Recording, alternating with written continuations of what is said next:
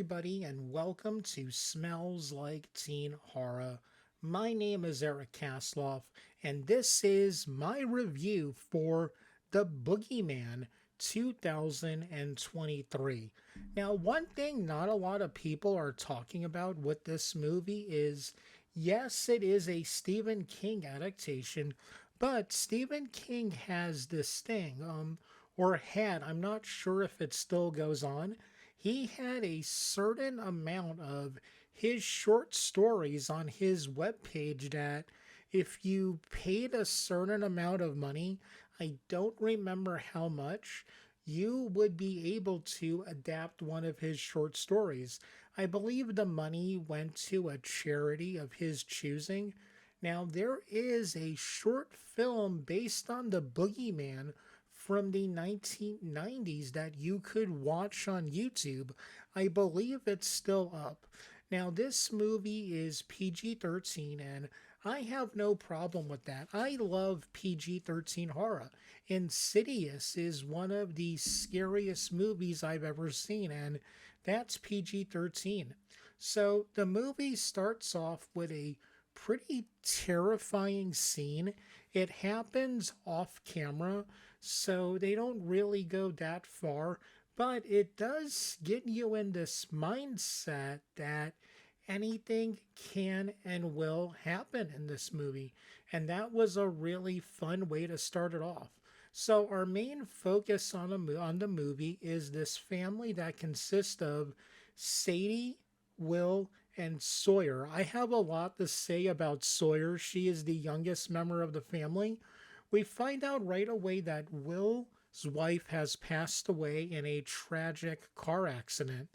Now, he is a therapist, and you can tell right off the bat, even though he's a therapist and his job is to help people deal with things, he has not dealt with the death of his wife in the right way.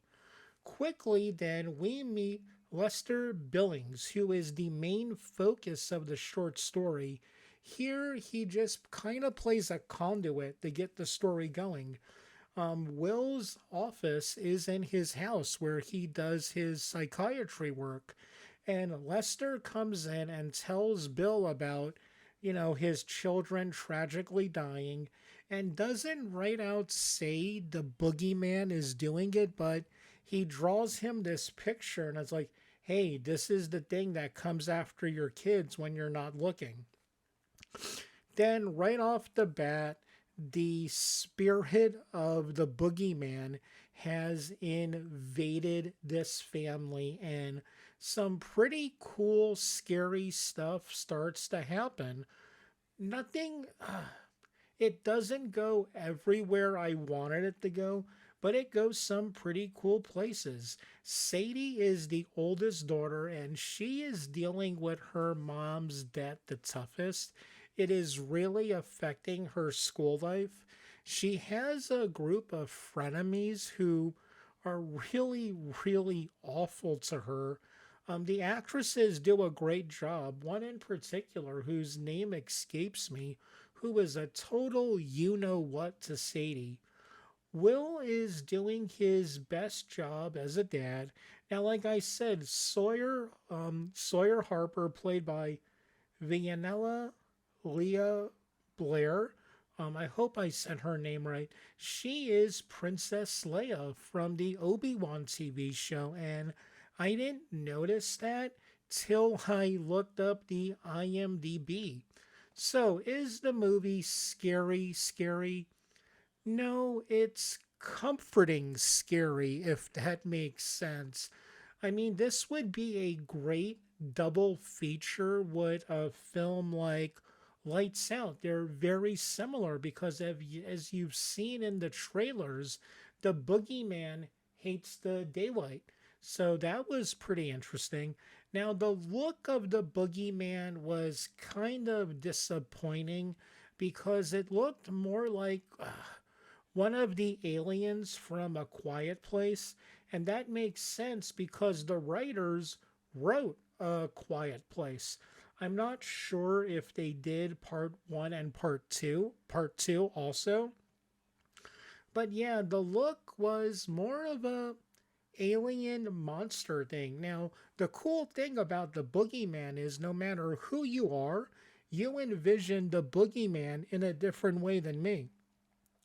I personally always saw the Boogeyman more like, I guess now the best thing to say would be Slender Man. I always felt the Boogeyman was a creepy person, but in this movie, it's a monster. So terrifying, don't get me wrong. It looks scary, but not what I would think of as the Boogeyman. Now, one thing I would have loved is I am a huge pro wrestling fan, so I would have loved it if it would have been the wrestler who went by the Boogeyman. There's a picture of him up right now. Yeah, he would show up, drop worms on people, eat worms. I know it sounds stupid, but trust me, it was awesome.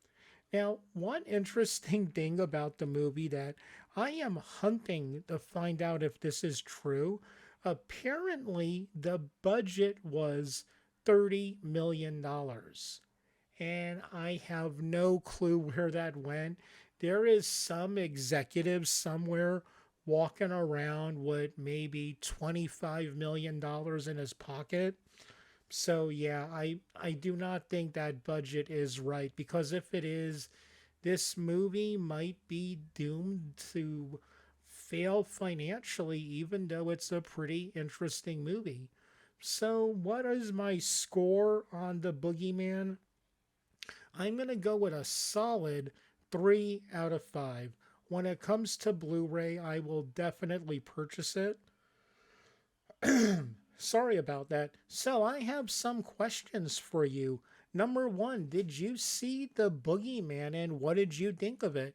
Number two, what did you think the Boogeyman looked like when you were a kid? Like I said, personally, I always felt it was a creepy looking dude. So I'm gonna ask you to do me a big favor. If for some reason you like this video, please smash that like button. And hey, if you haven't subscribed to my channel yet, I got a question for you. What are you waiting for, huh?